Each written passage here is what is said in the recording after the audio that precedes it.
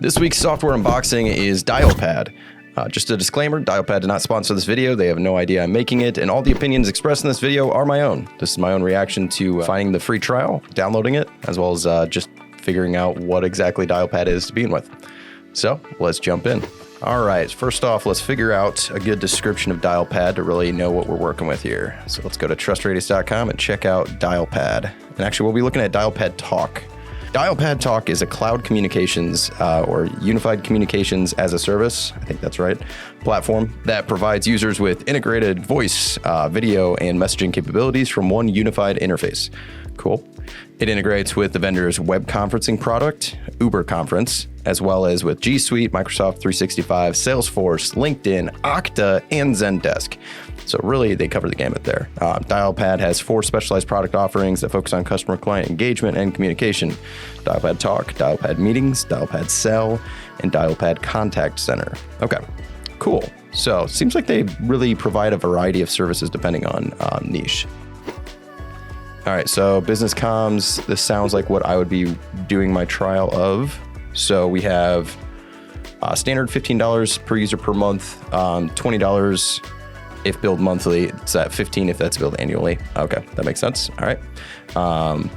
Pros $25 a user a month or $30 a user a month if billed monthly. And then enterprise you have to reach out for, which is fairly standard, it seems like. I'm wondering if these free trials depend on what you click. We're gonna click try free on the Pro and just see. It's probably gonna be about the same thing. Your new office number. All right, continue. We have a new office number. I feel like I should copy and paste this somewhere. So just open up a notepad just in case this becomes important. This is the equivalent of putting it on a sticky pad, your password on a sticky pad. Okay. Plan. Talk Pro, cool. Trust radius, all right. Man, someone's gonna hate me if they just start getting cold called now. My bad. Contact name, we'll put, while we fill in this information, they are asking, so they're asking for a card information up front, which seems fairly standard. I always trust a place a little bit more if they're able to let you do a free trial without committing with a card. All right, our sign up is complete, and boom. We have this, let's take a tour of the app. It hasn't had me download anything yet, so I'm wondering if this is just purely browser. Yep, okay, cool. So this appears to be browser-based. Awesome, so it means it's flexible, means it's great for people on the go. Negatives, it would be limited to internet access, so let's take stock of that. But let's really just kind of take a look at like the UI. How do we like it? What do we feel about it? Welcome to the Dialpad Quick Start Guide. You can come back to this guide later by clicking on this icon. Cool. So, all right, so looking at it initially, I like that it's simple. It's got a modular approach, it looks like. My direct number is 507-242-1911. By the time this is published, that will not be active anymore. My company mail line is 507-242-1904. Okay, so I have a meeting room and invite link for. Okay, cool. We'll have to test that. And they have looks like they have a support chat available. Let's see here. Set up my business hours, record my voicemail, set up call routing, turn on voice intelligence. I love when apps actually have this. So like have your like little checklist just so you know like, oh, there's a bunch of stuff I didn't do. Okay, so there's a desktop app. For the purposes of this, I would like to actually download that. So let's jump in. Oh, and it just downloaded immediately. There's also a meetings app separate from the talk app. Okay. Boom. All right, let's see how install goes. Hopefully this goes smooth. Okay, so they want me to sign in again. No problem. Okay, all right. So it does ask me to give it permission to see users on my domain, as well as permissions to add and delete contacts. I would assume that's for the functionality of the app itself, if this is used at a team level or enterprise level, so that way you can actually sync everything up together. Not necessarily alarming by any means. There we go. So I had to do that. I had to do the like sign in with Google twice. So in case that is an issue, just kind of beware, let it be known. The app looks, yeah, pretty identical to the desktop. Let's do a little, are we able to compare this? Yes. So we have the left bar, obviously scrolling in through our page, help at the bottom. Compared to the app, we have top bar with the logo. Actually, some more actionable buttons here. And departments, recent contacts. So this looks a little bit more functional, I would say, the actual app. We could do the quick start guide, I guess, if we want to, but just initial impressions. We got our logo on the left. Let's see, that's probably our home. Okay. Sometimes they go to websites. So device settings, which is pulling up my microphone, seeing it, loving it. Speaker. So it's microphone. We have speaker headset test. Awesome. We have camera as well. We have a back in history and forward in history, which makes me believe that this app must be like a web-based app, essentially, where it's kind of like a website hidden in a UI, which isn't necessarily bad. A lot of apps do that. You can refresh the app, which also makes me really believe that it's just a wrap, but all good. We have make a call. We have send a message. We have start a meeting. Cool. Quick start guide, boo, boo, boo, boo, boo. It's going to be how it works, customize your settings, save time with V. I'm guessing V is the person that helps. I don't know. We'll find out later. Inbox, we have our Dialpad messages to ourselves. Cool. What do we got here? Ooh, we got a voicemail. Hey there, this is Craig Walker, CEO and co-founder of Dialpad, and I wanted to thank you for signing up for your new account. With Dialpad, you can make calls from anywhere, receive calls from anywhere, send texts. Just download the mobile app or the desktop app to get started. And if you need any help setting up your account, our support team's here 24/7. You can call them at 1-855-DIALPAD or hit them up on live chat. Anyway, thanks again and look forward to having you as a customer. Cool. That's actually, that's like, obviously it probably sends it to every single user, but it is cool to have the CEO. You hear their voice right away, kind of connects you to the company a little bit more. Welcome to Dialpad. Be sure to download Android or iPhone app. So far, functional, good.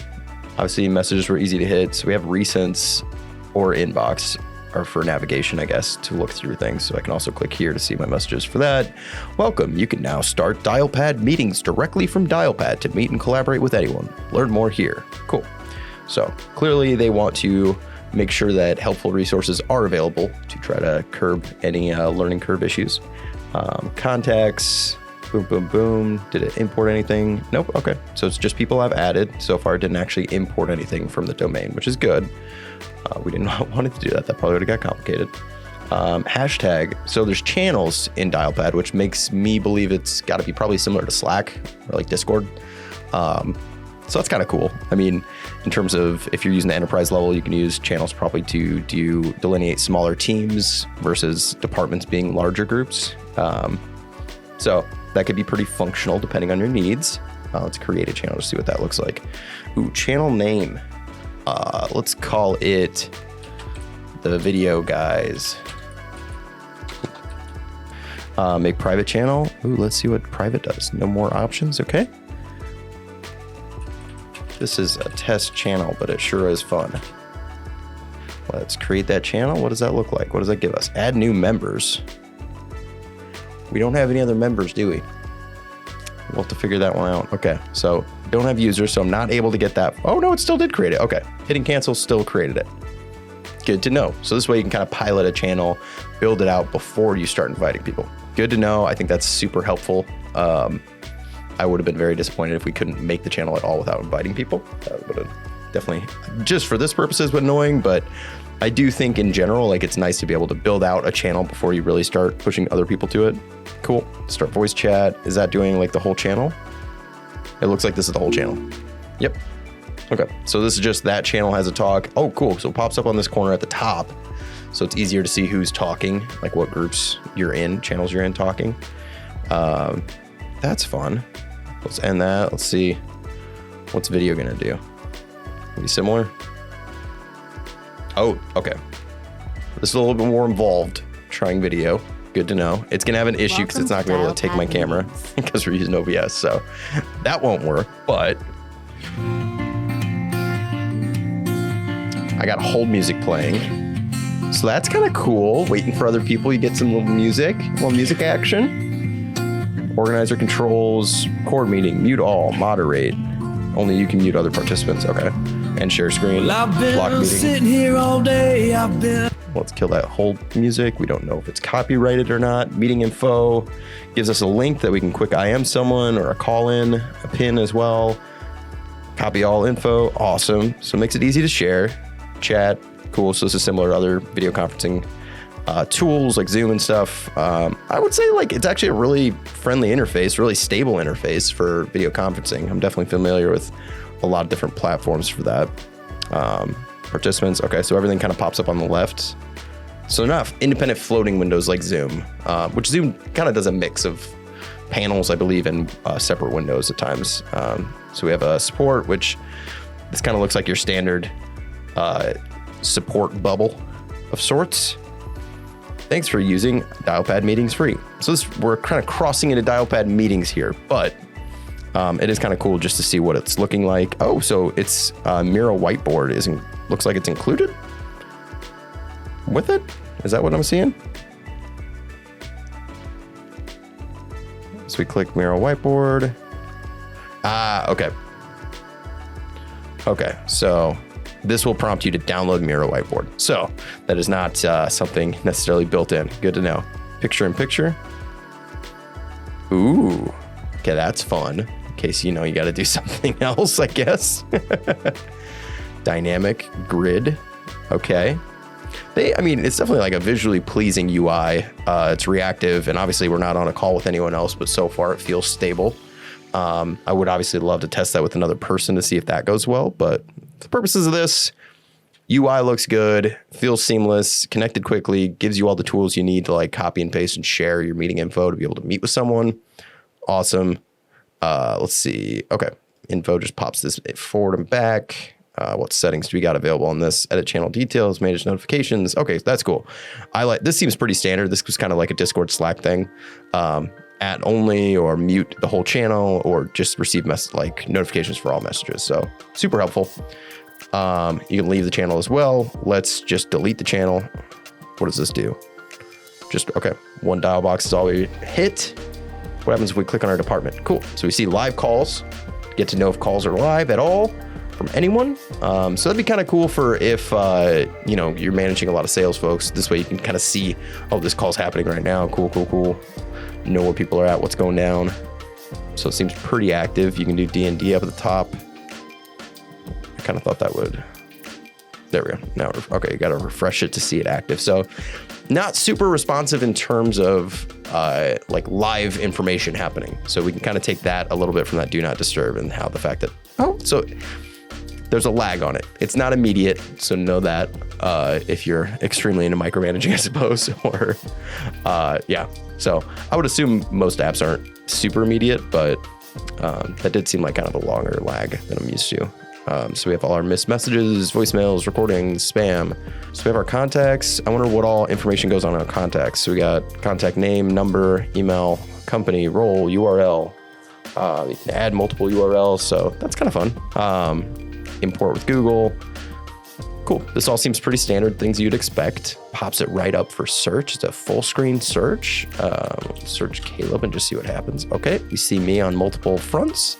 So this is pulling up the meetings. Like, I'm guessing this is the call that we had versus the contact me itself. And that can bring me all the way to the message. So, okay, cool. So all right, so we've already made a call. We've already sent a text. Oh, we haven't sent a text yet. Ooh, let's send a text. So we're sending a message now to a phone number that is not in the database. This is my personal number. I should be getting this like right away. Hello there, friend. Okay, cool. So get this up here. Boop. Hello there, friend. This is a spam text. Lovely. That worked really great. So I'll have to make sure I blur that number later, but text worked good. Let's see what happens when I text back, how notifications kind of look. So pretty quick and responsive. All right. So I'm digging that. That could be super helpful. You can connect Salesforce on the right side. So it's connecting to the contact information. Awesome. Our contact activities. We've never talked before. I wonder if a refresh is gonna like change this, or if I'm sure that probably depends on like what instance of communication you're having or different days or something. Or if we add a label, cold lead. Oh, cool. So this is just kind of searchable tags, I'm assuming. So what happens if we search cold lead? Cool. Awesome. So more searchable for your own database. Good to know. That's actually really cool functionality. You'd be surprised how many tools have weird label or tag functionalities that don't let you actually search by them. So awesome. Customize your notifications. Ooh, let's look at that. What notifications do we get to control? Cool. Where's notifications? So emails and alerts. Is there notifications, I'm guessing? You don't have any schedules created. Create a schedule. Oh, view and edit your scheduled reports. Okay. I'm guessing that this just means, okay, all calls. So this can be really helpful, obviously, if you're managing multiple people, really trying to look in, or even if you're just an individual sales rep trying to look at your data. Executive assistant.